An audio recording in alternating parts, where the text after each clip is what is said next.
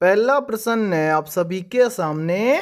वह वैनारेख चुनिए जो निम्न के बीच संबंध को सबसे अच्छी तरह से समझाता है। यानी कि ये पहला प्रश्न आप सभी के सामने वेन डायग्राम से संबंधित प्रश्न दिया गया है और आपसे पूछा गया है कि पति, परिवार और पत्नी इन तीनों शब्दों के लिए सबसे अच्छा वेन डायग्राम किस प्रकार का बनेगा। तो मेरे भाई इस टाइप के प्रश्न को आप एग्जाम में देखते हैं मात्र 2 से 3 सेकंड में कैसे सोल्व करेंगे। तो वो देखिए आपको जिन भी शब्दों से आपको वेन डायग्राम तैयार करना है तो उन शब्दों के बीच में आपको सबसे पहले देखना है रिलेशन कि उन तीनों शब्दों के बीच में आपस में क्या रिलेशन है। तो यहाँ पर ध्यान से देखिए हमारे सामने 3 शब्द हैं, पति, परिवार और पत्नी। तो इन तीनों का आपस में क्या संबंध है, ध्यान से देखिए।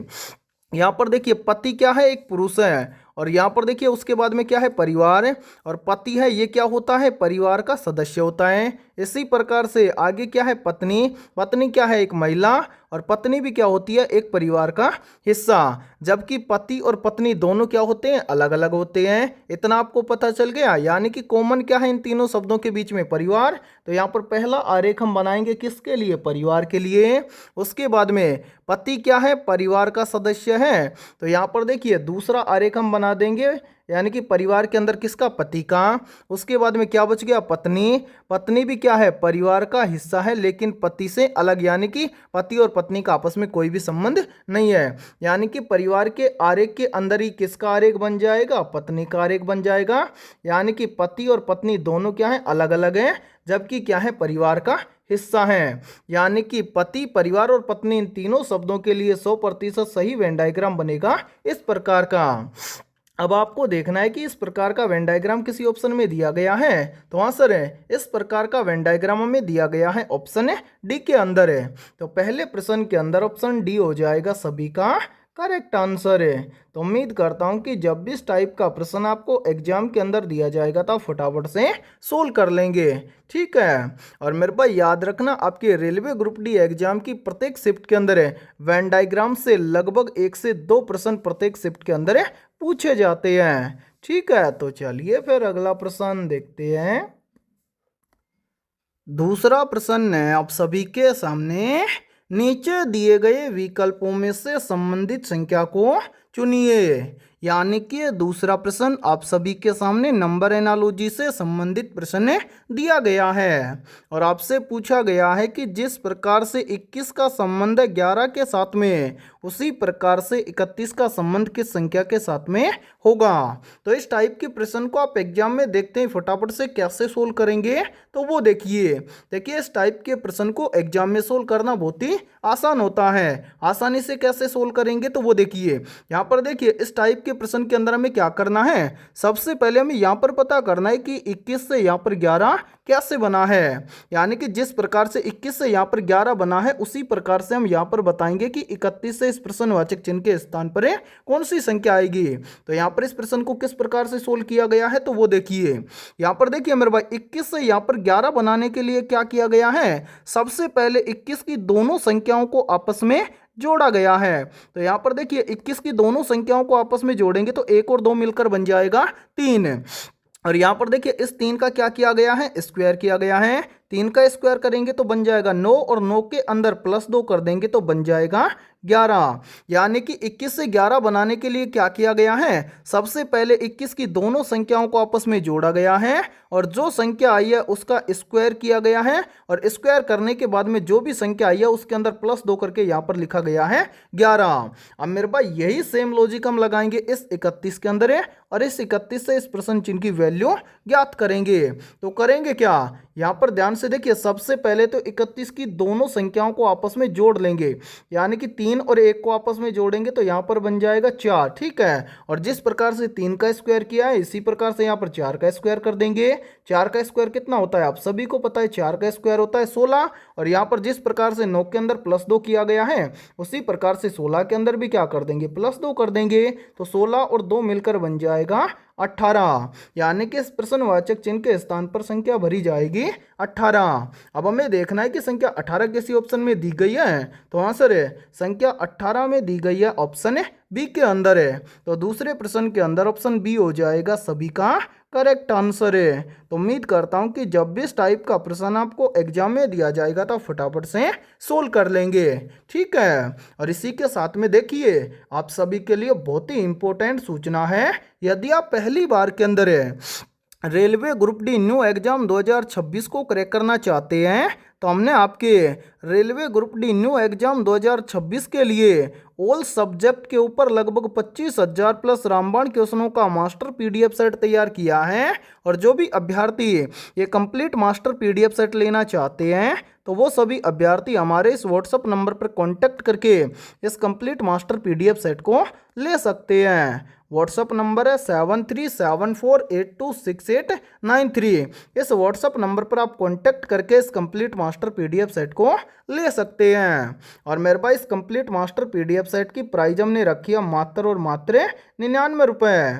यानी कि ये कंप्लीट मास्टर पीडीएफ सेट आपको मिलने वाला है मात्र और मात्र 99 रुपये की फीस के अंदर है। और इस कंप्लीट मास्टर पीडीएफ सेट के अलावा आपको पूरे 15 प्रैक्टिस सेट भी बिल्कुल फ्री के अंदर मिलने वाले हैं। और मेरे भाई मैं आपको गारंटी के साथ में बोल रहा हूं, यदि आप एग्जाम से पहले इस कंप्लीट मास्टर पीडीएफ सेट को अच्छे से तैयार कर लेते हैं तो आप पहली बार के अंदर रेलवे ग्रुप डी एग्जाम 2026 को क्रैक कर जाएंगे। ठीक है, तो चलिए फिर अगला प्रश्न देखते हैं।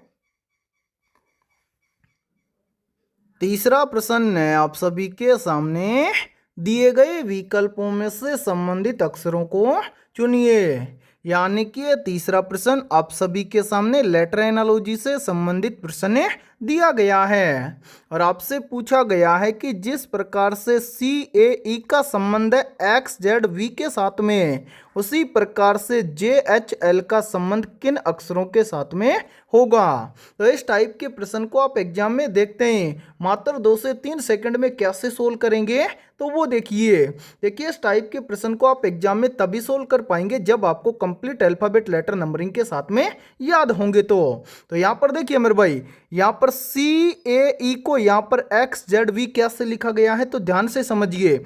यहाँ पर देखिए सी का अपोजिट है एक्स, ए का अपोजिट है जेड और ई का अपोजिट है वी। यानी कि यहाँ पर ये जितने भी अल्फाबेट लेटर दिए गए हैं इन सभी के अपोजिट लेटर इनके सामने लिखे गए हैं। अब 90% स्टूडेंट ऐसे हैं जिनको ये नहीं पता कि यहाँ पर अपोजिट कैसे लिखे गए हैं, और अपोजिट लिखे भी गए हैं तो हमें कैसे पता चलेगा कि ये एक दूसरे के अपोजिट हैं। तो यहाँ पर देखिए अपोजिट देखने के लिए सबसे पहले तो आपको कंप्लीट अल्फाबेट लेटर नंबरिंग के साथ में याद होने चाहिए।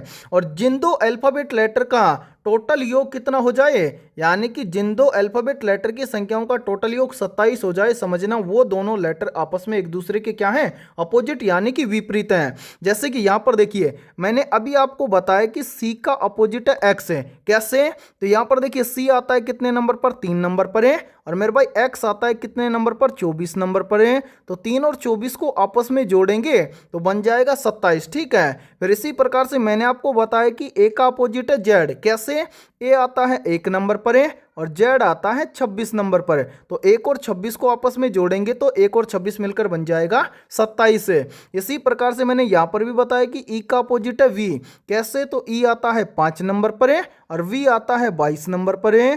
तो 5 और 22 को आपस में जोड़ेंगे तो बन जाएगा 27। ठीक है, अब इसी प्रकार से यहाँ पर जे एच एल के अपोजिट लेटर हमें ज्ञात करने हैं। तो करेंगे क्या, सबसे पहले तो यहाँ पर दिए गए अल्फाबेट लेटर का करेंगे नंबरिंग।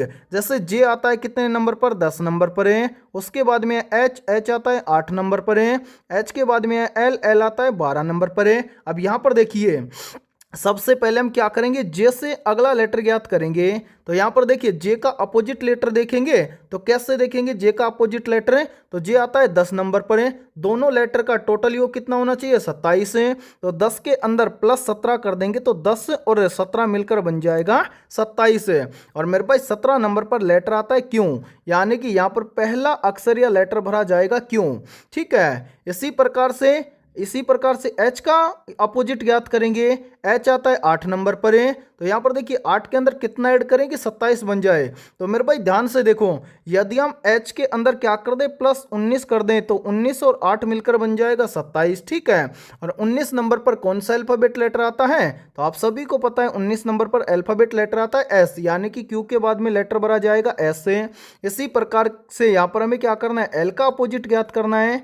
एल आता है कितने नंबर पर, 12 नंबर पर है। और 12 के अंदर यदि हम क्या कर दें, प्लस 15 कर दें तो 12 और 15 मिलकर बन जाएगा 27। ठीक है, 15 नंबर पर अल्फाबेट लेटर आता है कौन सा, ओ, तो यहां पर लेटर भरा जाएगा एस के बाद में ओ, यानी कि इस प्रश्नवाचक चिन्ह के स्थान पर अल्फाबेट लेटर भरे जाएंगे या फिर अक्षर भरे जाएंगे क्यू एस ओ।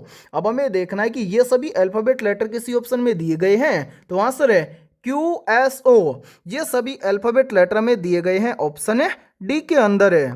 तो तीसरे प्रश्न के अंदर ऑप्शन डी हो जाएगा सभी का करेक्ट आंसर है। तो उम्मीद करता हूं कि जब भी इस टाइप का प्रश्न आपको एग्जाम में दिया जाएगा तो फटाफट से सोल्व कर लेंगे। ठीक है, तो चलिए फिर अगला प्रश्न देखते हैं। चौथा प्रश्न है आप सभी के सामने। एक निश्चित कूट भाषा में PINK को 2319 के रूप में कूटबद्ध किया जाता है और PICK को 5129 के रूप में कूटबद्ध किया जाता है, तो दी गई कूट भाषा में सी के लिए कूट क्या होगा। यानी कि यह चौथा प्रश्न आप सभी के सामने कोडिंग डिकोडिंग से संबंधित प्रश्न दिया गया है। और मेरे भाई आपके रेलवे ग्रुप डी एग्जाम की प्रत्येक शिफ्ट के अंदर कोडिंग डिकोडिंग से लगभग 3 से 4 प्रश्न प्रत्येक शिफ्ट के अंदर पूछे जाते हैं। तो इस टाइप के प्रश्न को आप एग्जाम में देखते हैं फटाफट से कैसे सोल्व करेंगे, तो वो देखिए यहाँ पर ध्यान से देखिए। आपको बोला गया है कि PINK इसको क्या लिखा गया है, तो इसको लिखा गया है 2319। ठीक है, इसके बाद में नीचे बोला गया है कि PICK इसको क्या लिखा गया है, तो मेरे भाई PICK को लिखा गया है 5129। ठीक है, और आपसे पूछा गया है कि सी के लिए कूट क्या होगा, तो कैसे ज्ञात करेंगे, तो वो देखिए यहाँ पर। देखिए यहाँ पर एक शब्द आपको यहाँ पर दिया गया है और एक शब्द आपको यहाँ पर दिया गया है, तो दोनों शब्दों के अंदर हमें क्या करना है, कॉमन लेटर देखना है। तो यहाँ पर देखिए सबसे पहले यहाँ पर इस पहले शब्द के अंदर P दिया गया है तो नीचे भी P दिया गया है। उसके बाद में I दिया गया है तो नीचे भी हमें I दिया गया है। उसके बाद में यहाँ पर हमें K दिया गया है तो नीचे भी हमें K दिया गया है। लेटर कौन सा बच गया, तो मेरे पास यहाँ पर ध्यान से देखिए, यहाँ पर लेटर बच गया, यानी कि पहले शब्द के अंदर लेटर बच गया N और दूसरे शब्द के अंदर लेटर बच गया C। इसी प्रकार से यहाँ पर एक संख्या में यहाँ पर दी गई है और एक संख्या में यहाँ पर दी गई है। दोनों संख्या के अंदर हमें क्या करना है, कॉमन अंक देखना है। जैसे यहाँ पर देखिए 2 यहाँ पर हमें दिया गया है तो नीचे भी 2 दिया गया है। यहाँ पर 1 दिया गया है तो नीचे भी 1 दिया गया है। उसके बाद में यहाँ पर 9 दिया गया है तो यहाँ पर भी 9 दिया गया है। संख्या कौन सी बच गई, तो मेरे भाई यहाँ पर देखिए, यहाँ पर संख्या बच गई 5 और यहाँ पर संख्या बच गई 3, यानी कि N के लिए कूट हो गया 3 और C के लिए कूट हो गया 5। हमसे पूछा गया है कि C के लिए कूट क्या होगा, तो मेरे भाई C के लिए कूट होगा 5। अब हमें देखना है कि 5 किसी ऑप्शन में दिया गया है, तो आंसर है 5 हमें दिया गया है ऑप्शन बी के अंदर है। तो चौथे प्रश्न के अंदर ऑप्शन बी हो जाएगा सभी का करेक्ट आंसर है। तो उम्मीद करता हूं कि जब भी आपको एग्जाम के अंदर कोडिंग डिकोडिंग से संबंधित प्रश्न दिया जाएगा तो आप फटाफट से सोल्व कर लेंगे। ठीक है, तो चलिए फिर अगला प्रश्न देखते हैं। पांचवा प्रश्न है आप सभी के सामने। नीचे दिए गए प्रश्न आकृति में लुप्त संख्या ज्ञात कीजिए। यानी कि पांचवा प्रश्न आप सभी के सामने मिसिंग नंबर से संबंधित प्रश्न दिया गया है और आपसे पूछा गया है कि नीचे जो ये आकृति दी गई है, इस आकृति में इस प्रश्नवाचक चिन्ह के स्थान पर कौन सी संख्या आएगी। तो मेरे भाई इस टाइप के प्रश्न को आप एग्जाम में देखते हैं फटाफट से कैसे सोल्व करेंगे, तो वो देखिए हमें क्या करना है, इस प्रश्न चिन्ह की वैल्यू ज्ञात करनी है। तो प्रश्न चिन्ह की वैल्यू ज्ञात करने से पहले आपको क्या करना है, इससे ऊपर आपको पता करना है कि यहाँ पर इस पहली पंक्ति में यहाँ पर 24 कैसे आया है और दूसरी पंक्ति में यहाँ पर 20 कैसे आया है। यानी कि जिस प्रकार से पहली पंक्ति में 24 और दूसरी पंक्ति में यहाँ पर 20 जिस प्रकार से आया है, उसी प्रकार से हम क्या करेंगे, यहाँ पर ज्ञात करेंगे कि इस तीसरी पंक्ति में इस प्रश्नवाचक चिन्ह के स्थान पर कौन सी संख्या आएगी। तो ध्यान से समझिए इस प्रश्न को किस प्रकार से सोल्व किया गया है। तो सबसे पहले हम क्या करेंगे, यहाँ पर पता करेंगे कि इस पहली पंक्ति में यहाँ पर संख्या 24 कैसे आई है। तो यहाँ पर संख्या 24 लाने के लिए क्या किया गया है मेरे भाई, इस 48 को इस 8 से सबसे पहले भाग किया गया है। तो यहाँ पर देखिए 48 को हम क्या कर देंगे, 8 से भाग कर देंगे। तो 48 को 8 से भाग करेंगे तो यहाँ पर आ जाएगा 8 छीके 48। अब 6 से 24 बनाने के लिए इस 6 का क्या किया गया है, 4 गुना किया गया है। तो 6 का 4 गुना करेंगे तो बन जाएगा 6 चौका 24। और ध्यान से देखिए 24 यहाँ पर आप सभी के सामने दिया भी गया है। अब इसी प्रकार से हम क्या करेंगे, यहाँ पर पता करेंगे कि इस दूसरी पंक्ति में भी यहाँ पर 20 इसी प्रकार से आया है क्या। तो करेंगे क्या, सबसे पहले तो इस 55 को इस 11 से भाग कर देंगे। तो यहाँ पर ध्यान से देखिए 55 को हम क्या कर देंगे, 11 से भाग कर देंगे। तो यहाँ पर आ जाएगा 11 5 55, ठीक है। और इस 5 का भी हम क्या कर देंगे, 4 गुना कर देंगे। तो 5 का 4 गुना करेंगे तो बन जाएगा 5 चौक 20। और ध्यान से देखिए 20 यहाँ पर आप सभी के सामने दिया गया है। अब मेरे पास यही सेम लॉजिक हम लगाएंगे इस तीसरी पंक्ति में और इस प्रश्न चिन्ह की वैल्यू ज्ञात करेंगे।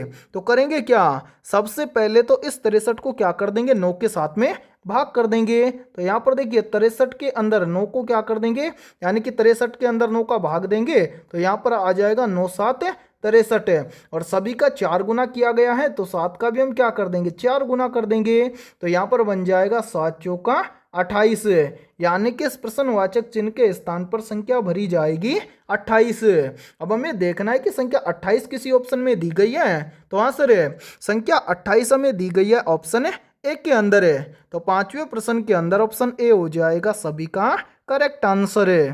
तो उम्मीद करता हूं कि जब भी इस टाइप का प्रश्न आपको एग्जाम में दिया जाएगा तो आप फटाफट से सोल्व कर लेंगे। ठीक है, तो चलिए फिर अगला प्रश्न देखते हैं।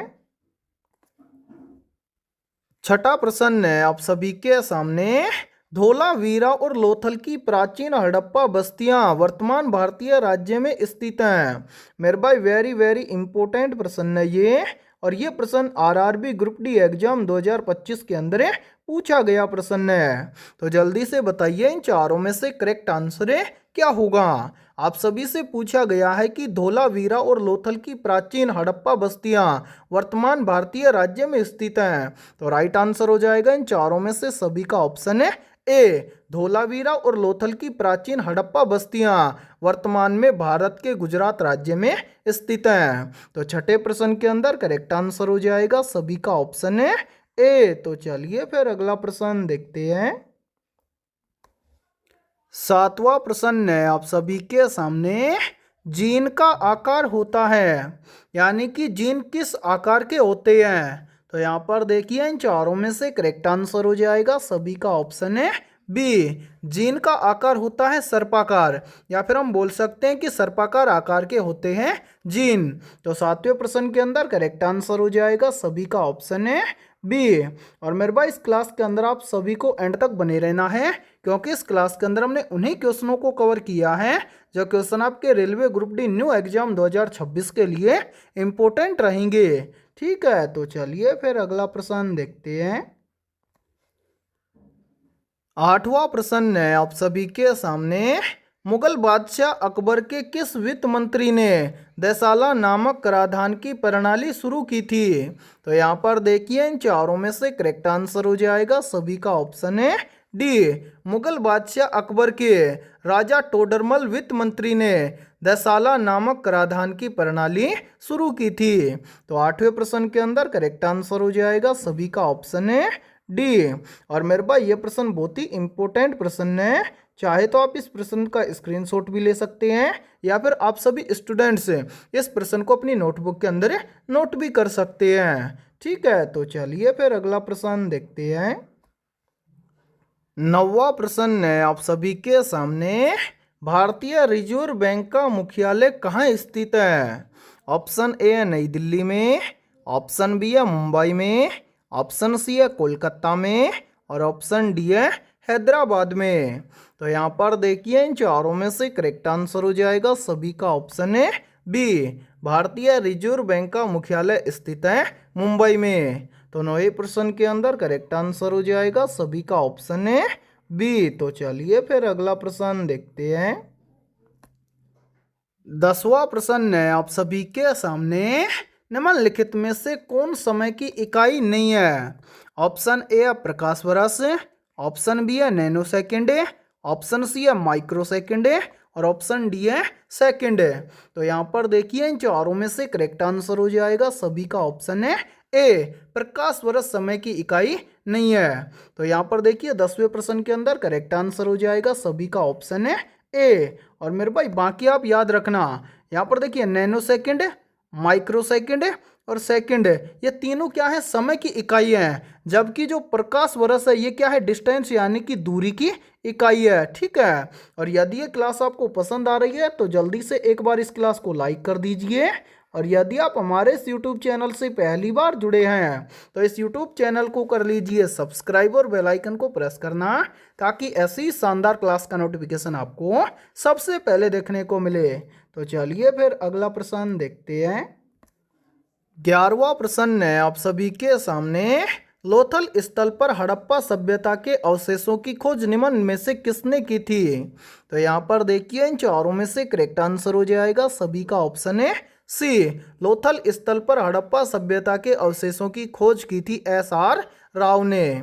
तो 11वें प्रश्न के अंदर करेक्ट आंसर हो जाएगा सभी का ऑप्शन है सी। तो चलिए फिर अगला प्रश्न देखते हैं। 12वां प्रश्न है आप सभी के सामने, अन्ना अंतर्राष्ट्रीय हवाई अड्डा कहाँ पर स्थित है? ऑप्शन ए है अहमदाबाद में, ऑप्शन बी है लखनऊ में, ऑप्शन सी है चेन्नई में और ऑप्शन डी है कोलकाता में।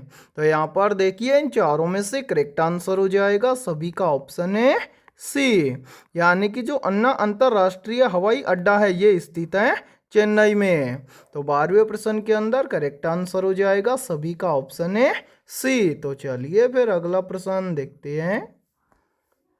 13वां प्रश्न है आप सभी के सामने, ज्योति तीव्रता का मात्रक है।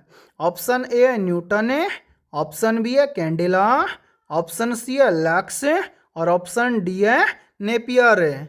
तो यहाँ पर देखिए इन चारों में से करेक्ट आंसर हो जाएगा सभी का ऑप्शन है बी, यानी कि ज्योति तीव्रता का मात्रक है कैंडेला। तो 13वें प्रश्न के अंदर करेक्ट आंसर हो जाएगा सभी का ऑप्शन है बी। और मेरे भाई यहाँ पर देखिए आप सभी के लिए बहुत ही इंपॉर्टेंट सूचना है, यदि आप पहली बार के अंदर railway group D new exam 2026 को क्रैक करना चाहते हैं तो हमने आपके railway group D new exam 2026 के लिए ऑल सब्जेक्ट के ऊपर लगभग 25,000 प्लस रामबाण क्वेश्चनों का मास्टर PDF सेट तैयार किया है। और जो भी अभ्यर्थी ये कंप्लीट मास्टर PDF सेट लेना चाहता है तो वो सभी अभ्यर्थी हमारे इस व्हाट्सअप नंबर पर कांटेक्ट करके इस कंप्लीट मास्टर PDF सेट को ले सकता है। व्हाट्सअप नंबर है 7374826893। ये हमारा व्हाट्सअप नंबर है, इस व्हाट्सअप नंबर पर आप कांटेक्ट करके इस कंप्लीट मास्टर PDF सेट को ले सकते हैं। और मेरे भाई इस कंप्लीट मास्टर PDF सेट की प्राइस हमने रखी है मात्र और मात्र 99 रुपये, यानी कि ये कंप्लीट मास्टर PDF सेट आपको मिलने वाला है मात्र और मात्र 99 रुपये की फीस के अंदर है। और इस कंप्लीट मास्टर PDF सेट के अलावा आपको पूरे 15 प्रैक्टिस सेट बिल्कुल फ्री के अंदर मिलने वाले हैं। और मैं आप सभी को एक गारंटी के साथ में बोल रहा हूँ, यदि आप रेलवे एग्जाम 2026 से पहले इस कंप्लीट मास्टर PDF सेट को अच्छे से तैयार कर लेते हैं तो आप पहली बार के अंदर railway group D new exam 2026 को क्रैक कर जाएंगे। ठीक है। तो चलिए फिर अगला प्रश्न देखते हैं। 14वां प्रश्न है आप सभी के सामने, परवरा, मंजीरा और मनेर नदियां किसकी दाहिनी सहायक नदियां हैं? ऑप्शन ए है नर्मदा नदी की, ऑप्शन बी है कृष्णा नदी की, ऑप्शन सी है कावेरी नदी की और ऑप्शन डी है गोदावरी नदी की। तो यहाँ पर देखिए इन चारों में से करेक्ट आंसर हो जाएगा सभी का ऑप्शन है डी, परवरा, मंजीरा और मनेर नदियाँ ये मेरे भाई गोदावरी नदी की क्या है दाहिनी सहायक नदियाँ हैं। तो 14वें प्रश्न के अंदर करेक्ट आंसर हो जाएगा सभी का ऑप्शन है डी। तो चलिए फिर अगला प्रश्न देखते हैं। 15वां प्रश्न है आप सभी के सामने, अंतर्राष्ट्रीय मुद्रा कोष की स्थापना कब हुई थी? तो यहाँ पर देखिए इन चारों में से करेक्ट आंसर हो जाएगा सभी का ऑप्शन है ए, अंतर्राष्ट्रीय मुद्रा कोष की स्थापना हुई थी वर्ष 1945 में। तो 15वें प्रश्न के अंदर करेक्ट आंसर हो जाएगा सभी का ऑप्शन है ए। तो मेरे भाई आज की इस क्लास के अंदर इतना ही, फिर मिलते हैं ऐसे ही बेहतरीन और शानदार क्वेश्चनों के साथ सुबह 7 बजे।